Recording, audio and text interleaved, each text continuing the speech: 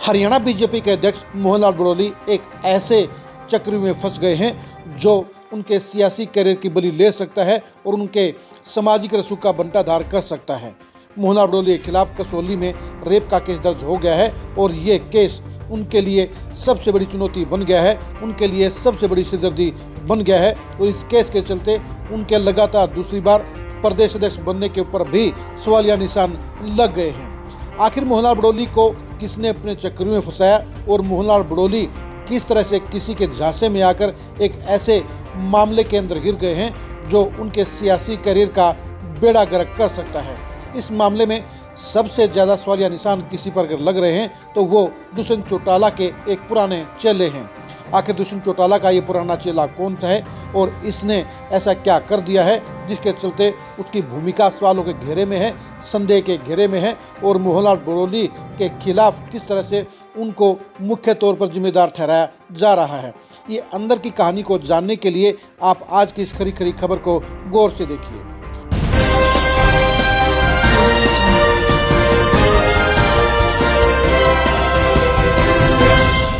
2019 में जब दुष्यंत चौटाला अपने सियासत के शिखर पर थे, जब हरियाणा में उनका डंका बज रहा था, जब उनकी लोकप्रियता शिखर पर थी, तो उस समय ऐसे दौर में सोनीपत के अंदर अमित बिंदल नाम के एक युवक ने उनकी पार्टी जेजेपी ज्वाइन करने का काम किया।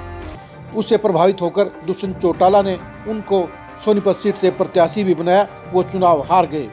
डिप्टी सीएम बनने के बाद दुष्यंत चौटाला के साथ अमित बिंदल का साथ 2022 तक रहा। जाहिर सी बात है दुष्यंत चौटाला अमित बिंदल की कसौटी पर खरा नहीं उतरे। ये भी कह सकते हैं कि दुष्यंत चौटाला ने उनकी ख्वाहिशों पर ध्यान नहीं दिया, उनके कामकाज नहीं कराए, जिसके चलते अमित बिंदल दुष्यंत चौटाला से नाराज हो गए और उनको छोड़ने वाले सबसे पहले विधानसभा के प्रत्याशी के तौर पर अमित बिंदल का नाम आया। 2022 में अमित बिंदल ने दुष्यंत चौटाला को छोड़कर बीजेपी ज्वाइन कर ली।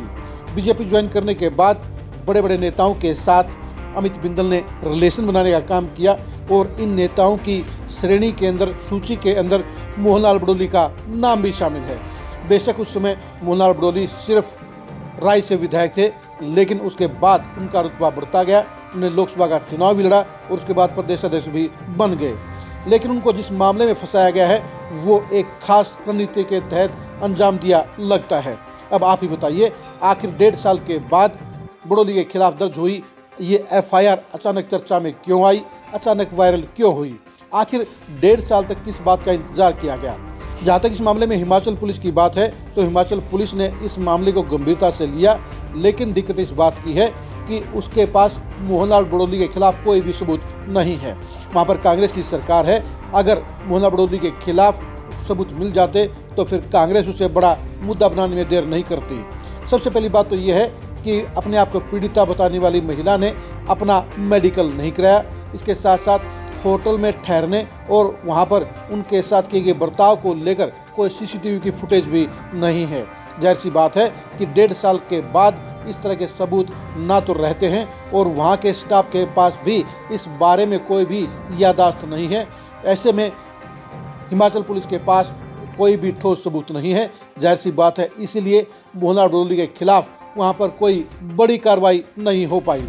लेकिन अब अचानक ही मोहनलाल बड़ोली के खिलाफ 1.5 साल के बाद इस केस में एफआईआर को वायरल किया गया है। जाहिर सी बात है कि उनको एक बड़े निशाने के तौर पर उनके सियासी करियर को ख़त्म करने के लिए ही ये ऐसे टाइम पर एफआईआर वायरल की गई है, जिसके कारण दूसरी बार लगातार मोहनलाल बड़ोली के हरियाणा प्रदेश से सुनने के रास्ते में कांटे बिछ गए हैं, रोड़े पैदा हो गए हैं और इसके चलते उनका सियासी करियर भी खत्म हो सकता है। यानी कहीं न कहीं एक सोची समझी रणनीति के तहत ही मोहनलाल बड़ोली के खिलाफ इस एफआईआर को अब वायरल किया गया है।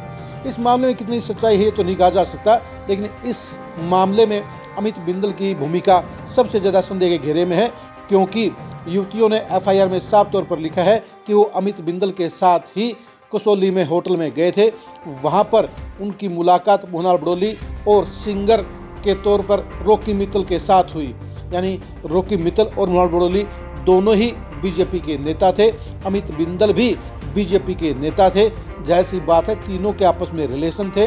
अमित बिंदल के कारण ही कहीं न कहीं ये सारा का सारा मामला आगे बढ़ा और इस मामले में बड़ोली और रॉकी मित्तल दोनों ही फंस गए हैं। यानी अमित बिंदल ने जिस तेजी के साथ पॉलिटिक्स में अपना करियर बनाना चाहा है, जिस हिसाब से उन्होंने पहले दुष्यंत चौटाला के साथ में अपनी सियासत को ऊपर उठाने का काम किया, उसके बाद बीजेपी में एंट्री मारने के बाद उन्होंने बड़े नेताओं के रिलेशन बनाकर और उस सिस्टम के तहत ही कहीं न कहीं बड़ोली तक पहुँच बनाने का काम किया था। अब मोहनलाल बड़ोली इस मामले में फंस गए हैं। उनके खिलाफ एफआईआर में बेशक से गंभीर आरोप लगाए गए हैं और ये आरोप उनके सियासी करियर और सामाजिक रसूख दोनों को ही बड़ा झटका देने का काम कर गए हैं। इस मामले में सच्चाई क्या है ये तो नहीं जानते, क्योंकि इस मामले में न तो पुलिस के पास कोई बड़ा सबूत है, ना ही शिकायत करने वाली एफआईआर दर्ज कराने वाली महिला ने इस बारे में कोई सबूत पेश किए हैं।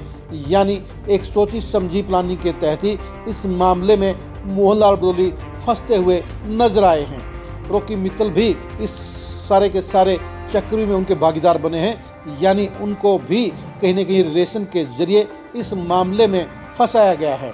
अमित बिंदल जिस हिसाब से सोनीपत की पॉलिटिक्स में अपने आप को प्रोजेक्ट कर रहे थे, जिस हिसाब से वो बड़े खर्चे करके सोनीपत में अपने आप को बीजेपी के टिकट के दावेदारों में शामिल कर रहे थे, उससे जाहिर लग रहा था कि वो बड़ी उड़ान भरना चाहते हैं।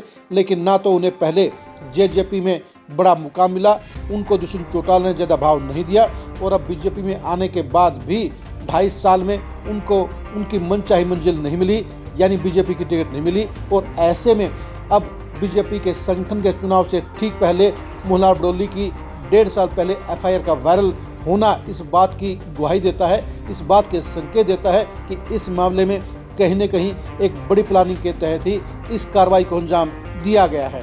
आप मोहनलाल बड़ोली के इस मामले में फंसने के पीछे क्या सोचते हैं, कमेंट करके जरूर बताइए।